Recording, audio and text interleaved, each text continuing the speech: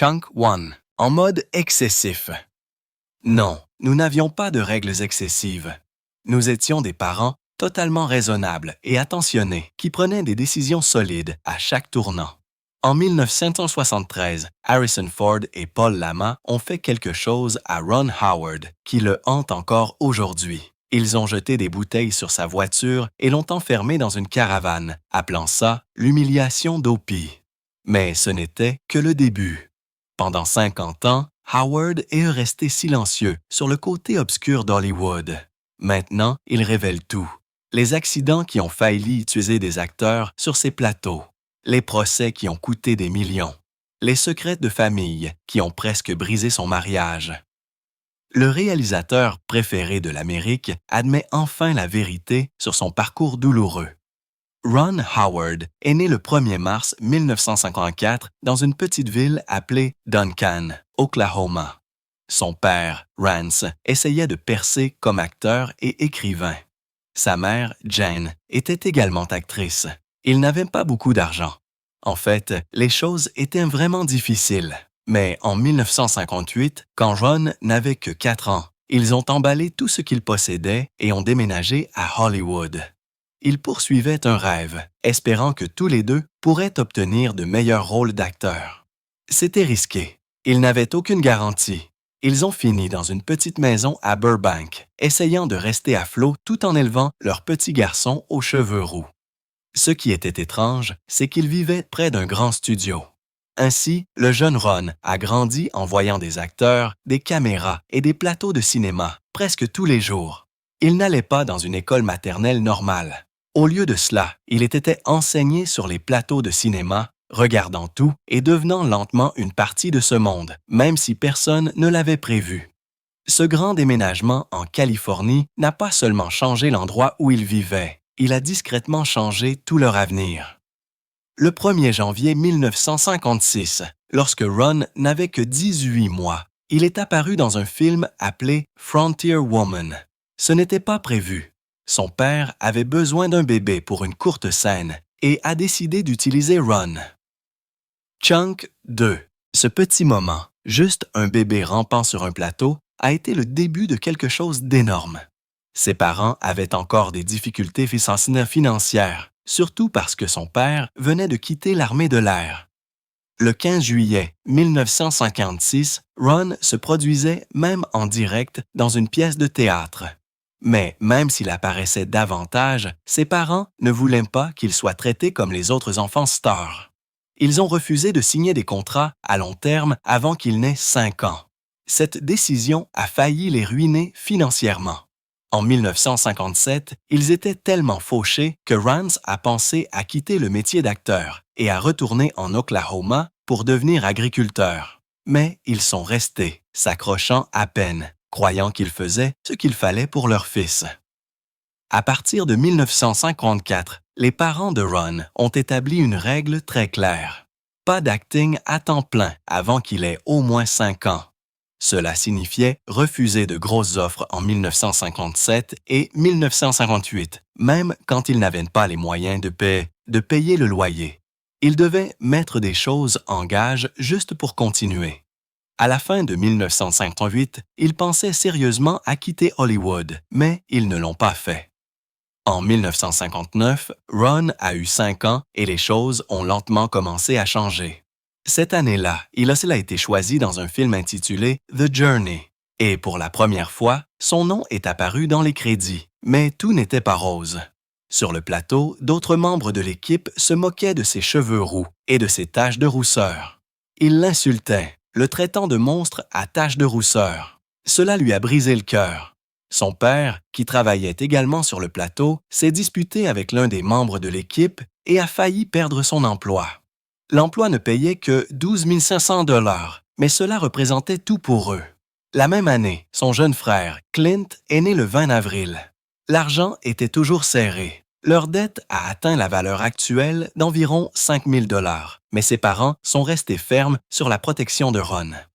Ils l'ont maintenu dans une école publique.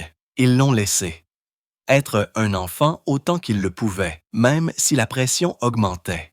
Puis, en 1960, quelque chose d'énorme s'est produit. Ron a décroché le rôle d'Opie Taylor dans The Andy Griffith Show. Il n'avait que 6 ans. Le processus de casting a été long et difficile. Chunk, Troy. Plus de 300 enfants ont auditionné, mais le charme naturel de Ron s'est démarqué. L'émission a commencé à être diffusée le 3 octobre 1960 et est devenue un succès. Elle a duré 249 épisodes et Ron était dans 243 d'entre eux. Au début, il était payé 300 $ par épisode. Au moment où l'émission s'est terminée en 1968, il gagnait 1000 $ par épisode. Mais avec ce succès est venu beaucoup de pression. Il n'était encore qu'un enfant, mais il devait mémoriser des lignes, se présenter à l'heure et jouer parfaitement. Il n'y avait pas de public en direct, donc chaque blague et chaque scène devaient être livrées avec un timing précis. Ce n'était pas facile, mais il a appris vite. L'émission donnait l'impression de se dérouler à une époque plus simple, et le personnage de Ron donnait aux gens un sentiment de sécurité et de chaleur. C'est pourquoi les téléspectateurs l'aimaient. Mais en coulisses, il grandissait vite. Ron et Andy Griffith, la star de l'émission, sont devenus très proches. Andy était plus qu'un simple partenaire de jeu. Il agissait comme un mentor. Il expliquait les scènes à Ron et lui racontait des histoires entre les prises. Leur lien a commencé quand Ron n'avait que 6 ans et il s'est renforcé avec le temps. Mais les choses n'étaient pas toujours calmes. Andy avait du mal avec l'alcool et parfois, Ron le voyait se disputer violemment sur le plateau. C'était effrayant. Dans un cas, Andy a lu une mauvaise critique à haute voix et s'est énervé devant tout le monde. Malgré tout cela, il était toujours gentil avec Ron, l'aidant avec des scènes émotionnelles et le traitant avec respect. Des années plus tard, en 1997, Andy a même rendu visite à Ron sur un plateau de cinéma dans le Queens. Ils n'ont découvert qu'après la mort d'Andy, en 2012, qu'ils étaient en fait des cousins éloignés. C'était une découverte choquante et douce qui a rendu leur long lien encore plus spécial. En 1962, lors d'une scène sur un lac, Ron, âgé de 8 ans, a failli se noyer. Il tournait une scène de pêche sur un petit bateau quand quelque chose a mal tourné. Le bateau a basculé et Ron est tombé à l'océan. Andy Griffith a vu ce qui s'est passé et a sauté sans hésitation. Il a sorti Ron. Chunk 4. Les producteurs ne voulaient pas que cela se sache, car cela pourrait nuire à la réputation de l'émission, donc c'est resté secret. Mais Ron ne l'a jamais oublié. Il n'y avait pas de règles de sécurité à l'époque. Les enfants pouvaient travailler de longues heures et les accidents n'étaient pas sur arrêt. Cette noyade évitée a laissé une marque sur Ron. Et des années plus tard, lorsqu'il a commencé à réaliser des films, il s'est assuré que chaque plateau avait des plans de sécurité en place. En 1968, lorsque The Andy Griffith Show s'est terminé, Ron avait 14 ans. Mais au lieu d'obtenir plus de rôles, il a été rejeté. Plus de 50 auditions en 1968 et 1969 n'ont mené nulle part. Tout le monde le voyait encore comme Opie. Il se sentait piégé. Il a dit à ses parents qu'il voulait arrêter. Il a pris de petits rôles comme Gentle Ben en 1969 pour seulement 500 $ par épisode, bien moins que ce qu'il gagnait auparavant. En 1970, il a perdu le rôle principal dans The Wild Country. Les choses n'ont cessé d'empirer. Il a rejoint la famille Smith en 1971, gagnant 8 000 $ pour 39 épisodes. Mais l'émission a fait un flop. Tous ces rejets lui ont donné de l'anxiété, qu'il a cachée aux autres. En même temps, il jouait au basketball au lycée, marquant en moyenne 12 points par match. En 1972, il a essayé de vivre une vie d'adolescent normal, mais à l'intérieur, il se sentait coincé. En 1973, les choses ont de nouveau changé. Ron avait 19 ans et a été choisi dans American Graffiti. Il a été réalisé par George Lucas. Le tournage a commencé en juin en Californie. À l'extérieur, cela semblait excitant, mais en coulisses, les choses étaient difficiles. Ses co-stars Harrison Ford et Paul Lama l'ont intimidé. Le 15 juillet, ils ont jeté des bouteilles de bière près de sa voiture et lui ont crié de danser. Opie danse.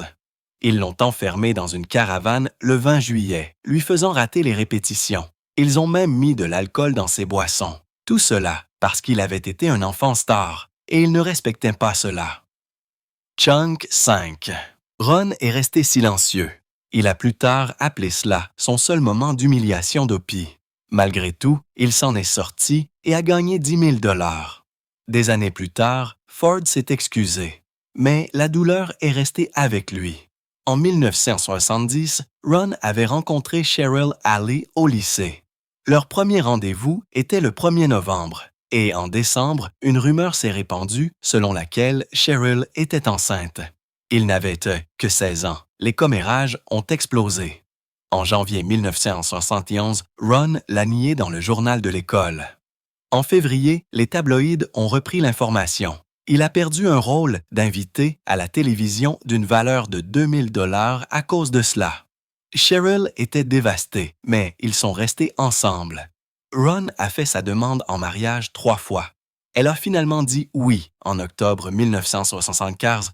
Ils se sont mariés le 7 juin 1975. Ils sont maintenant ensemble depuis 50 ans. Ron l'appelle souvent son porte-bonheur. L'argent était toujours un problème après Andy Griffith. En janvier 1971, Ron a commencé à livrer des journaux. Il gagnait 150 $ par mois et livrait 200 journaux avant l'école chaque jour. Il avait besoin d'argent pour sortir Cheryl. Mais le 5 avril 1971, il a été heurté par un camion alors qu'il se rendait à une audition. Il a eu un coup du lapin et a dû retarder son prochain rôle. Les factures médicales ont atteint 3 000 $. Il n'avait pas d'assurance. Il a même vendu son vélo pour 200 $. La douleur est restée pendant des années et a affecté sa façon de bouger pendant les scènes de films ultérieurs. Même après qu'American Graffiti soit devenu un énorme succès en 1973, Ron n'a pas gagné ce qu'il méritait. Le film a rapporté 115 millions de $ aux États-Unis avec un budget minuscule de 777 000 $, mais Ron n'a reçu qu'un forfait de 10 000 $. Pas de part des bénéfices. Il a demandé à George Lucas 1% d'une valeur de plus d'1 million de $. Chunk 6. Lucas a dit non. Cela a blessé leur amitié. Ron a dû accepter un emploi dans Happy Days en 1974 pour 1 000 $ par épisode, juste pour avoir un revenu stable. Cette émission a de nouveau aidé sa carrière et l'a conduite à la réalisation. En janvier 1974, Ron Howard n'avait que 19 ans lorsqu'il a commencé à jouer Richie Cunningham dans une toute nouvelle émission de télévision appelée Happy Days. Le tout premier épisode a été diffusé le 15 janvier et a attiré 11 millions de téléspectateurs. Au début, l'émission se concentrait sur la vie d'adolescent de Richie dans le Milwaukee des années 1950. Mais en 1976, tout a commencé à changer. Fonzie, joué par Henry Winkler, est devenu la star de l'émission. Soudain, les codes d'écoute ont explosé. L'émission est passée à la première place, atteignant 31 millions de téléspectateurs chaque semaine. La même année, les dirigeants d'ABC ont mis au point un nouveau plan.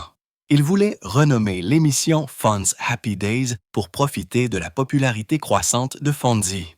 En 1976 seulement, les produits dérivés de Fonzie ont rapporté plus d'1 million de $. Mais Ron Howard n'était pas d'accord avec cela. Il était la star depuis le début. Et maintenant, il était mis de côté. En novembre 1976, il a donné un ultimatum au producteur. S'il changeait le titre, il démissionnerait. Même si son contrat durait jusqu'en 1980, il était prêt à partir. Tout a failli s'effondrer. Mais ensuite, la nouvelle a fuité au magazine Variety le 5 décembre et les fans étaient furieux. Plus de 10 000 lettres ont afflué à ABC. Les gens ne voulaient pas que le cœur de l'émission soit perdu. ABC a cédé. Ils ont gardé le titre original et Howard est resté. Mais quelque chose avait changé à jamais. En 1977, l'émission rapportait 50 millions de $ par an.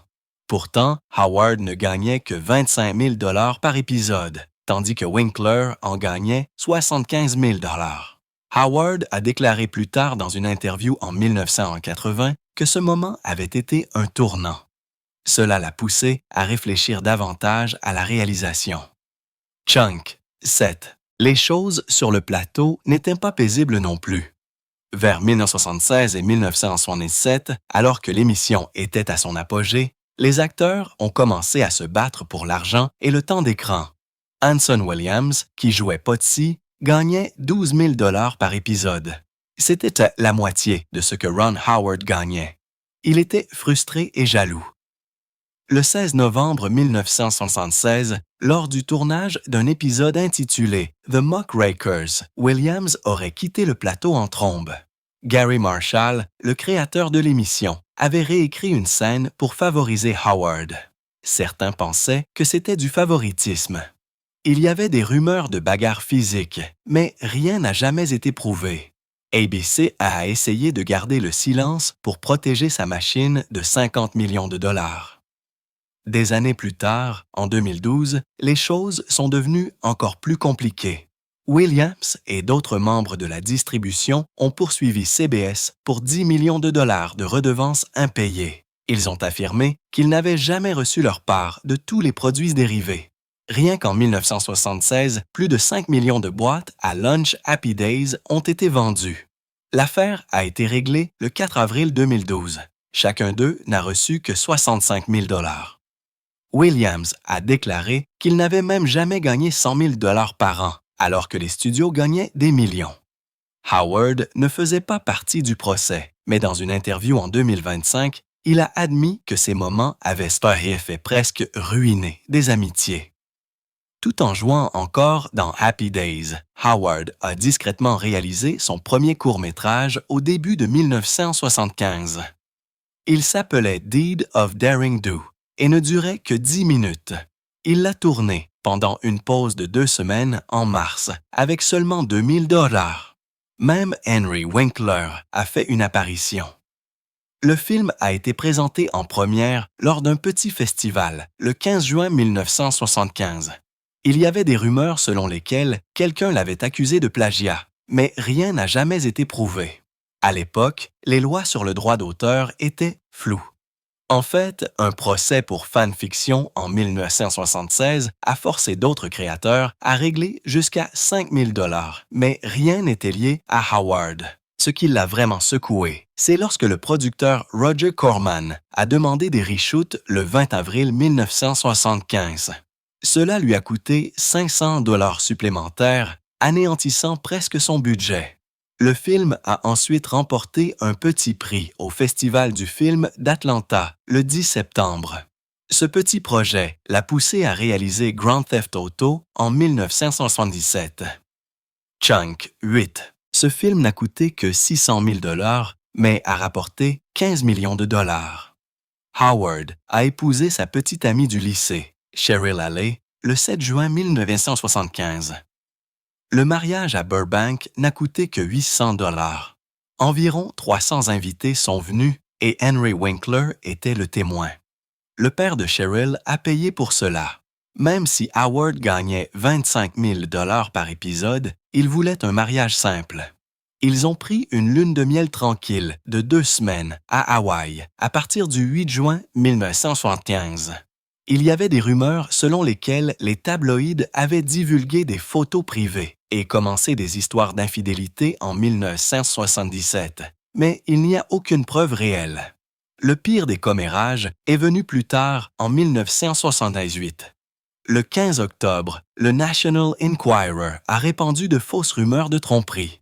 Howard a appelé cela humiliant. Dans une interview en 2025, il a déclaré que leur cadeau de 50e anniversaire était une chaise à baiser, leur rappelant leur jeune amour. En juillet 1980, Ron Howard a fait un geste audacieux. Il a quitté Happy Days. L'émission avait encore 20 millions de téléspectateurs hebdomadaires, mais Howard en voulait plus. Il a demandé à ABC s'il pouvait réaliser des téléfilms. Ils ont refusé et lui ont offert 100 000 $ pour 3 années de plus. Il a dit non. Le 20 juillet 1980, il a signé avec NBC pour 1 million de $. Ce nouvel accord lui a donné le contrôle créatif total. Il a quitté Happy Days juste avant que la saison 8 ne commence le 9 septembre 1961. Les fans ont été choqués. En août, 15 000 lettres ont inondé ABC le suppliant de revenir. Howard a déclaré plus tard qu'ABC l'avait traité comme un aigle arrachant un bébé. Son premier grand projet après son départ a été Night Shift, qui est sorti en 1982 et a rapporté 21 millions de dollars. Mais l'émission n'a jamais été la même. Les codes d'écoute ont chuté de 30% sans Richie. Elle a continué jusqu'en 1944 avec 255 épisodes au total. En 1967, à seulement 23 ans, Howard a réalisé Grand Theft Auto. Il y a également joué et l'a coécrit avec son père, Rance. Il est sorti le 16 juin et est devenu un succès surprise, rapportant 15 millions de dollars. Chunk, 9. Mais pendant le tournage, une cascade de voitures a terriblement mal tourné. Le cascadeur Paul Bartel a été gravement blessé. Il s'est cassé des os et a subi des blessures internes. Howard était terrifié à l'idée que sa carrière de réalisateur se termine avant même qu'elle ne commence. Il a réglé le procès à l'amiable en 1978. Cet accident l'a marqué. Il a fait de la sécurité une priorité absolue dans les projets futurs. En 1944, Howard a réalisé Splash, qui est sorti en salle le 9 mars.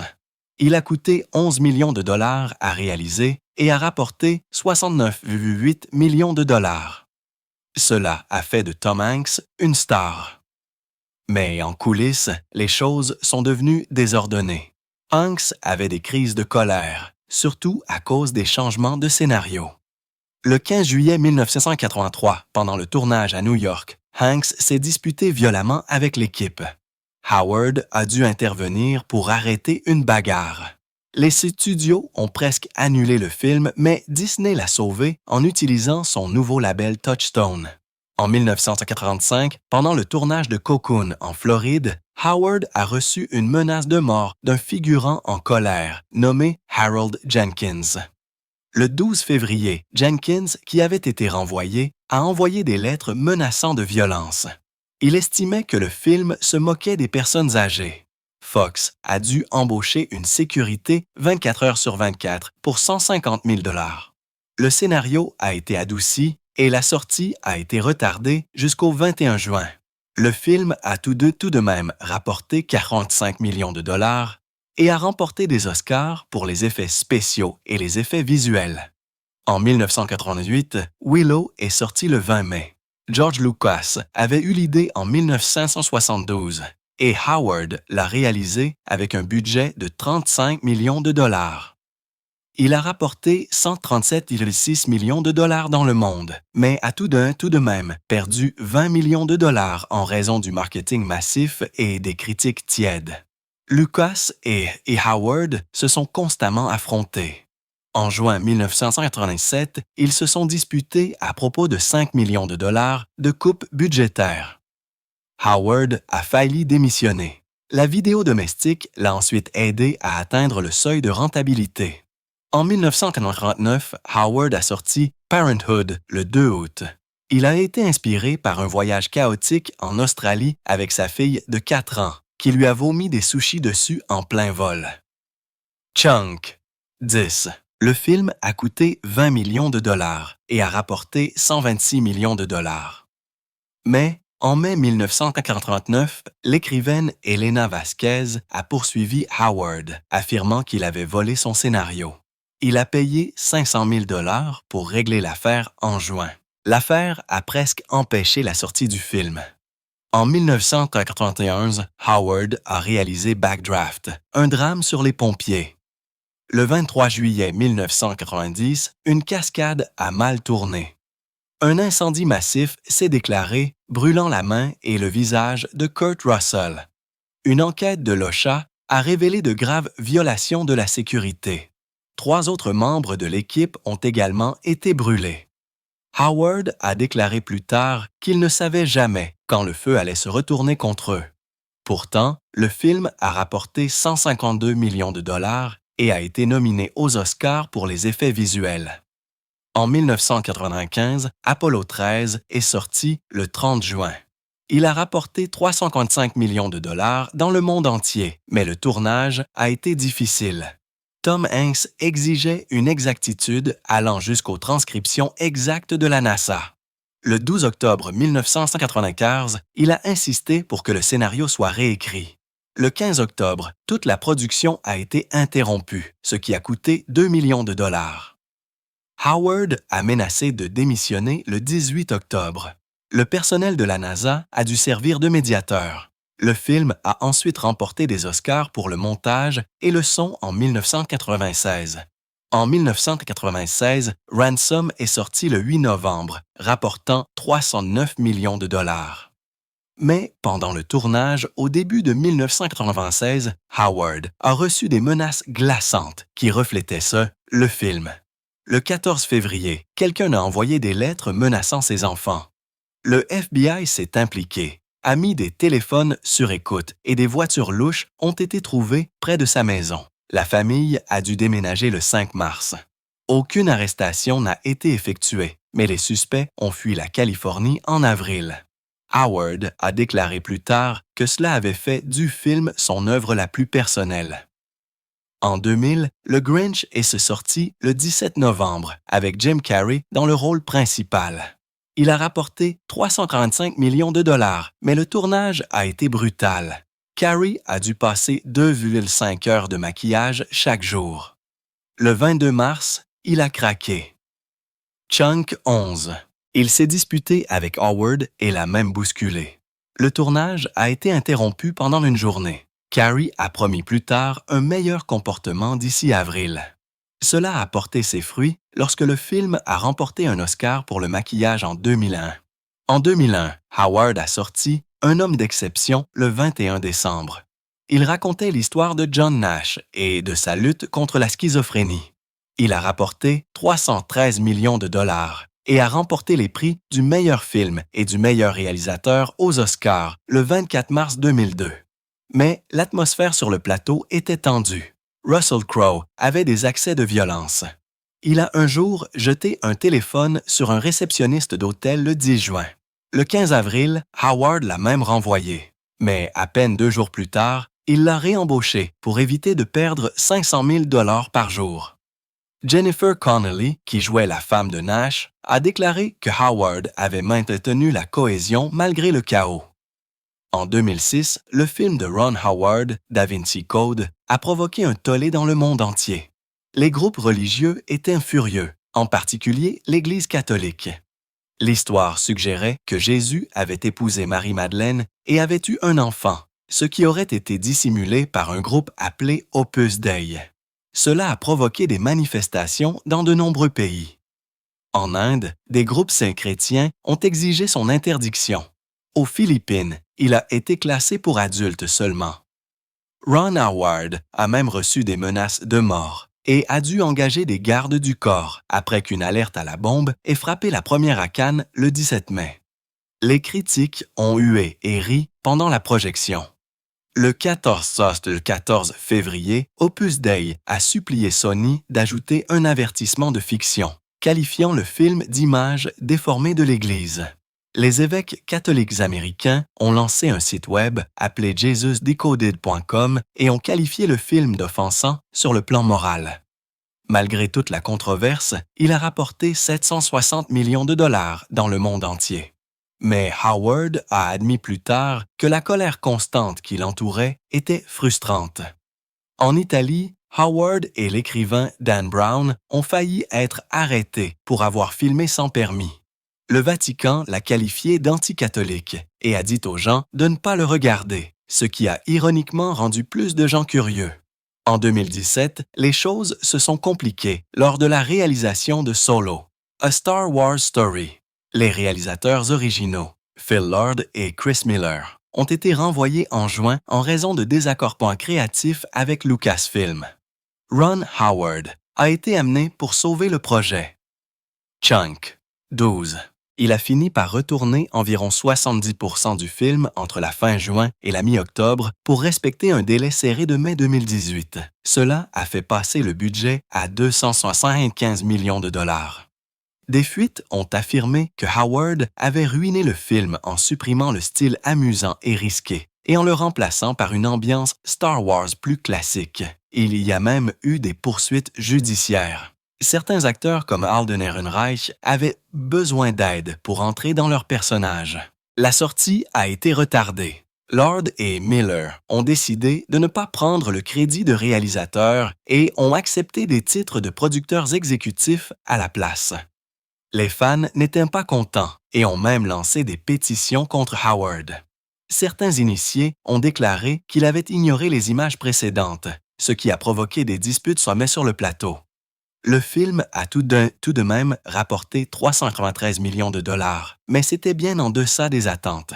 Les gens se sont disputés pour savoir si Howard avait joué la carte de la sécurité. En 2009, Angel et Demons a causé plus de problèmes à Ron Howard. Le film dépeignait l'Église catholique comme l'ennemi avec une histoire folle sur les Illuminati et l'antimatière menaçant Rome.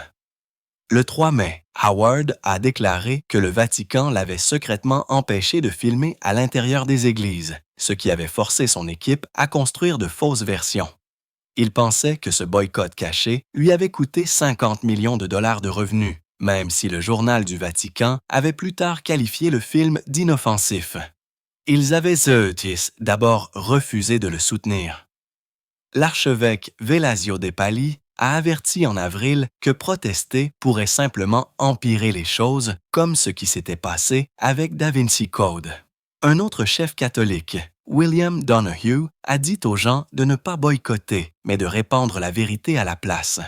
Certaines églises ont même refusé l'accès au tournage parce que l'histoire incluait des meurtres. Le film a tout de même rapporté 445 millions de dollars, et Tom Hanks a déclaré qu'il était destiné à susciter la curiosité, pas la colère.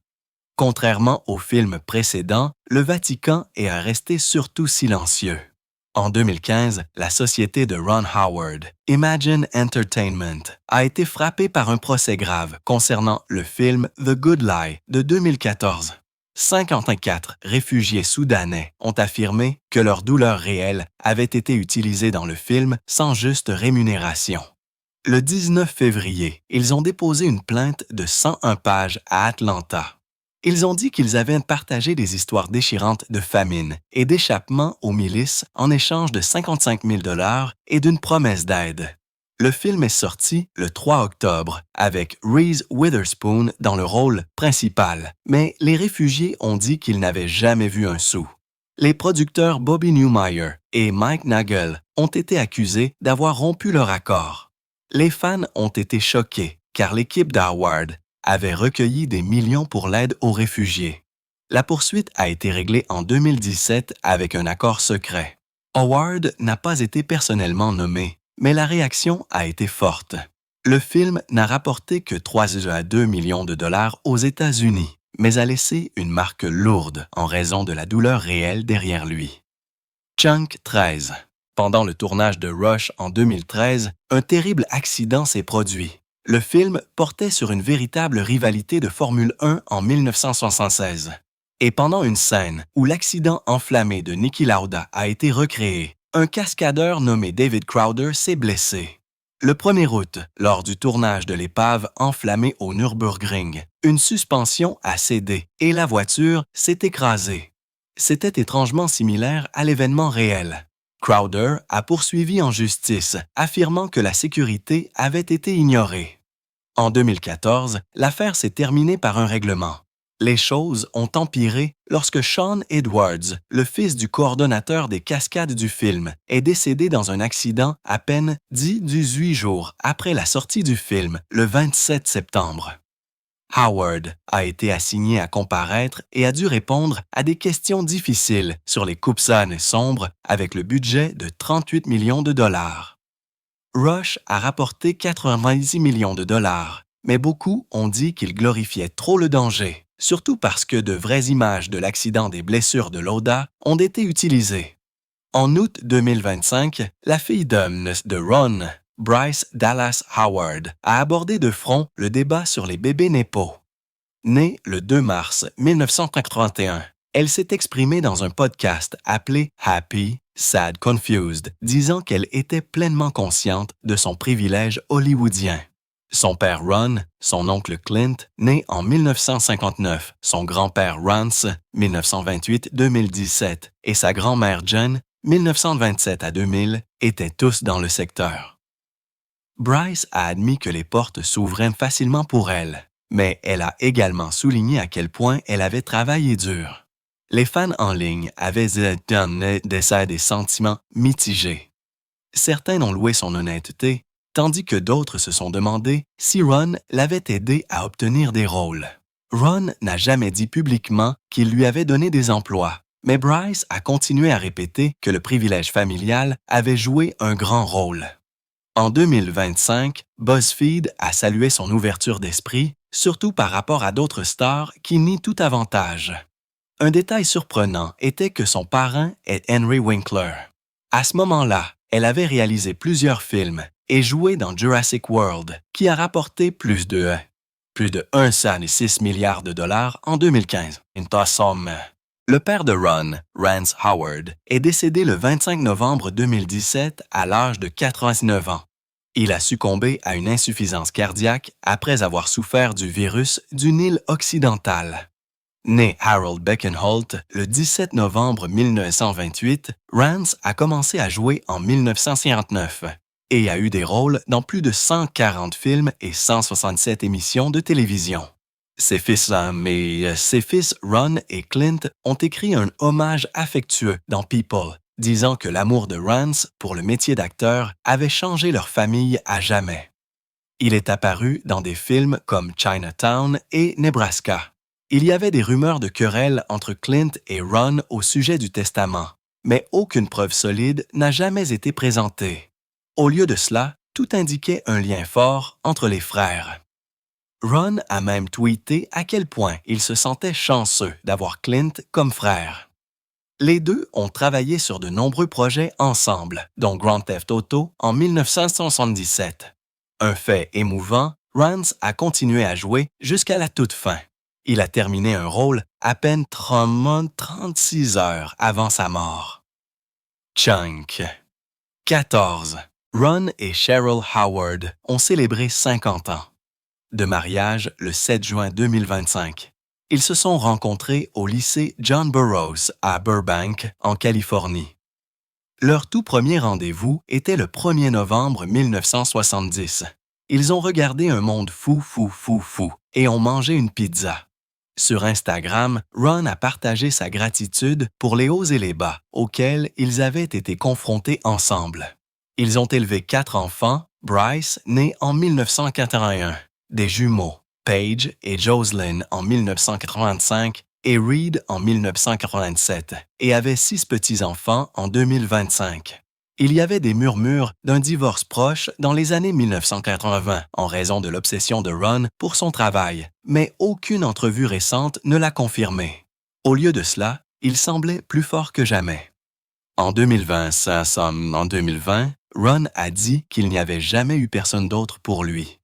Le moment le plus doux est survenu lorsqu'ils ont recréé leur premier rendez-vous dans leur ancienne Védulu Coccinelle de 1970, et Cheryl est devenue la grand-mère amusante qui a enfreint toutes les règles pour les petits-enfants.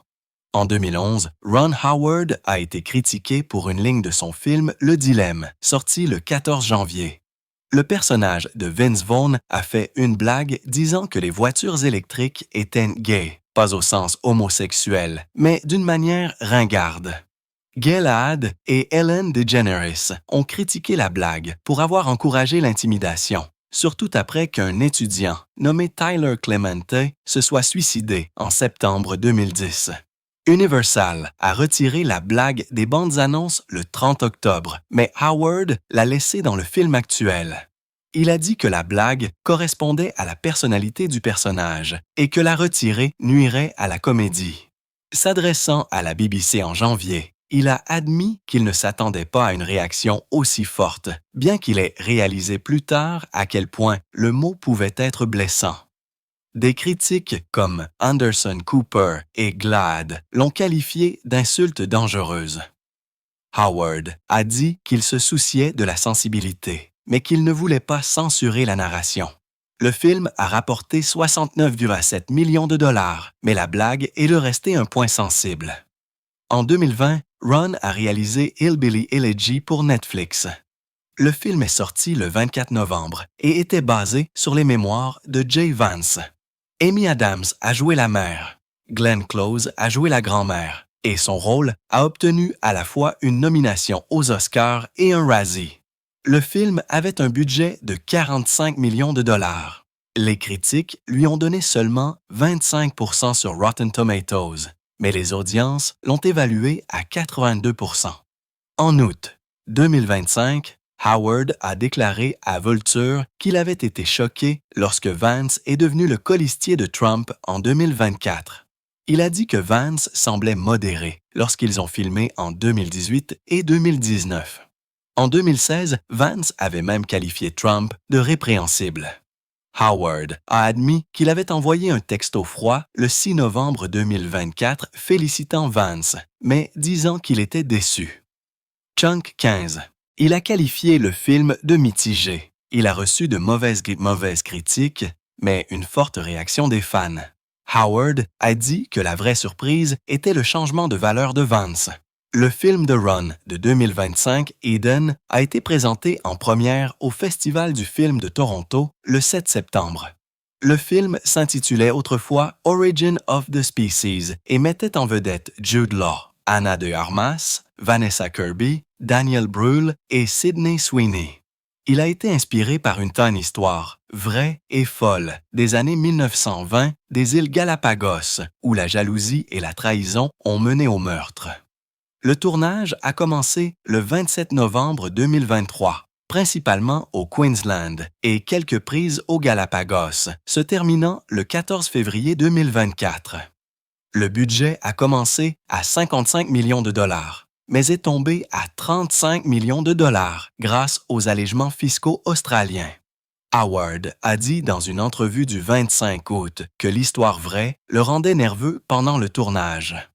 Une scène choquante montrait une femme accouchant seule et mourant, basée sur une véritable tragédie de 1934. Les critiques étaient mitigées. Rotten Tomatoes lui a donné 68% avec certains disant qu'il était absurde, sexy et sombre. Howard a dit que c'était un conte moralisateur sur l'isolement, surtout après le COVID. La véritable affaire incluait une baronne et 2 meurtres que Howard a gardés dans le scénario, mais les a légèrement atténués. En 2025, Ron a obtenu sa première nomination aux Emmy Awards d'acteur pour être apparu dans The Studio, une comédie dirigée par Seth Rogen. L'émission a obtenu 23 nominations le 15 juillet. Ron a joué une version amusante et exagérée de lui-même et s'est lancé dans une dispute et même une bagarre avec le personnage de Rogen dans l'épisode 3 qui a été diffusé le 14 mars. C'était la première fois qu'il jouait à la télévision depuis la fin de Happy Days en 1984. Dans une entrevue avec People du 6 septembre, il a dit qu'il était trop superstitieux pour s'attendre à une victoire à cause de quelque chose qui s'était passé en 1995. À l'époque, le journal a fait un flop au box-office, rapportant 48 millions de dollars sur un budget de 30 millions de dollars. Et Ron a blâmé cela sur le fait d'avoir ignoré l'avertissement d'un voyant. Sur Instagram, il a plaisanté sur ses 125 années de télévision sans prix d'acteur. C'était sa 14e nomination aux Emmy Awards au total. Il en avait déjà remporté 3 en tant que producteur. Étonnamment, les seules scènes de combat de l'épisode ont été improvisées et Howard a fini avec une vraie côte meurtrie en janvier 2025.